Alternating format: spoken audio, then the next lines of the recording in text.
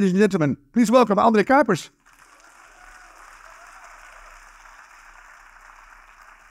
It's much better. André, hello. Yeah. Put it on. Okay. When was the last time, because we heard 203, 204, 2012, 2011. When was the last time you were there? That was 2012, so it's only 11 years ago. Yeah. So don't ask me what I said. I know. You're over 60 now, so... But I know that we lose an area like the Netherlands every year. Yeah. So that's huge. And it's still going on. Unfortunately, this was in 2013. So when I made the documentary with WWF, we went to several places that I could see from space. Yeah. And that was about overpopulation, overfishing, melting of the ice, and also deforestation like here. So this was confronting, I must say. Very, very confronting to see it with your own eyes.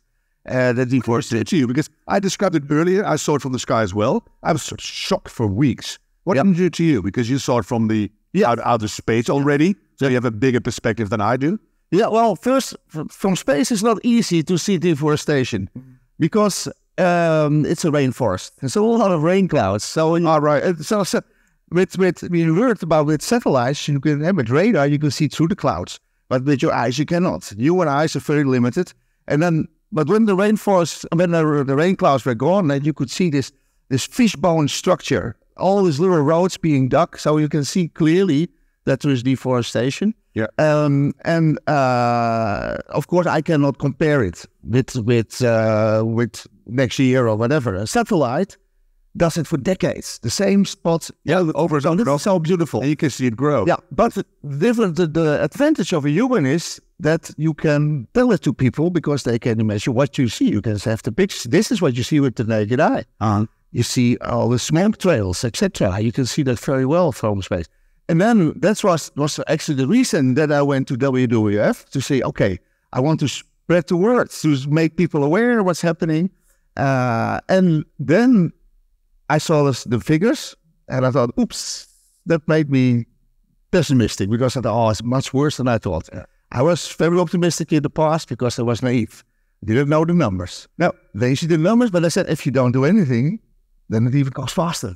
So when you don't do anything, it will die out anyway. Right. So and then I saw the numbers and also what we can do about it. And this was also the reason to go there, to compare from what I could see from space and then go to these places. And also that was very pleasant feeling to see what people were doing, local people. Yeah. And we went with the forest police or whatever they're called there. We went into the Amazon to see if it was legal, illegal. Yeah. And you can feel it. Of course. Were you scared? I was there and these huge machines coming at you. I was scared in a way. And let's kill you on the spot. They don't know who André Kuipers is deep inside. Maybe they know you. They certainly won't know me. So, no. In Brazil, nobody knows me either. I don't know. Astronauts come a long way. There is, of course, a risk. And we know that from several places in the world that people who protect the environment, who protect nature, can be in danger because of loggers and big companies who have other interests. Yeah. You were there more than 10 years ago. It hasn't stopped since. Bolsonaro wasn't very good. Now it's a bit better. But this disappearing a lot of forests.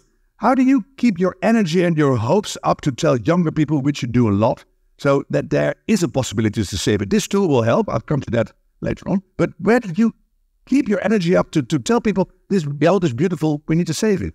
Because there's a lot of people who think like us. And a lot of people here as well. But the young people and the idiots in Dubai, sorry, not for you, Mariellis, they just look the other way and they don't solve it. No, well, we have to make these decisions. As we vote for governments, etc. Oh, don't go there. Yeah, no, okay. But it's up. I've been like for a week. Have you? Oh my God, I'm so fed up with these idiots. It's up. Sorry. You should not be pessimistic, eh? I mean... I'm not pessimistic at all. Okay. So, no. If you don't do anything, nothing happens. So this is the way to do it. And there's a lot of organizations working on this. I went to WWF because they talk. They talk with the local population, with the local governments, etc., to solve it in their own interest. This is important that people realize that we are part of nature and we destroy ourselves. And that we have the power to change it. Yes. Every individual one of us. And I think it's pretty nice, and this is why you are André and I'm Harm, that you mentioned the young people in the first bit of your sentences. These are young people, they can change it. Absolutely. We're going to help. And that makes me optimistic. Yeah. So I come to a lot of places where there's new technologies developed, etc. And it's the young people who come with crazy ideas. Yeah. Why don't we do that? That's pure egoism, because they need 75 years to survive. Yeah. We're long dead by then. We're over 60, both of us. Okay. So then they need a future, but we actually should help them. How is this tool going to help? You saw already what we do with satellites. I can see things very limited. It's good to make people aware, but if you really want to measure, you have to do it with satellites. Right. They can look with radar, with all kind of optical telescope satellites in all kind of wavelengths, much better than we can do it. We can infrared, whatever you want to look at.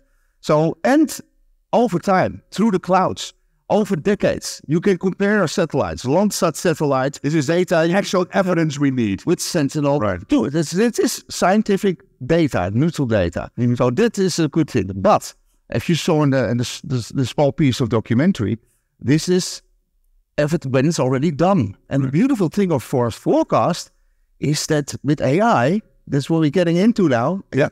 Like any technology, you can do variables in the glaasgedichten and this. Yeah, so that's good. Well, you can that also. You can use it for good things and for bad things, like any technology. But this is a beautiful example of how we can use artificial intelligence and machine learning to predict things.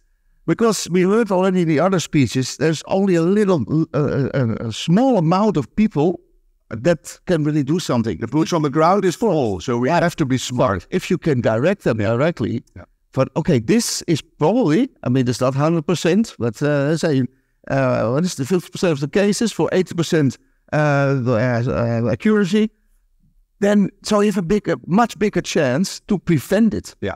And actually, that's a good thing. To wear them out as well. Yeah. If you show up 3 times, 4 times, oh, not like those people from WWF again. Yes, hello, don't do this. And the 10th time, they just fuck. Yes. Right? It's important for the local the authorities. The local authorities can use this very well. They have success. They can show that they're doing the good stuff.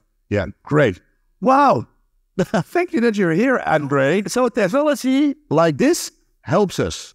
And we can now do a better job in protecting the forest.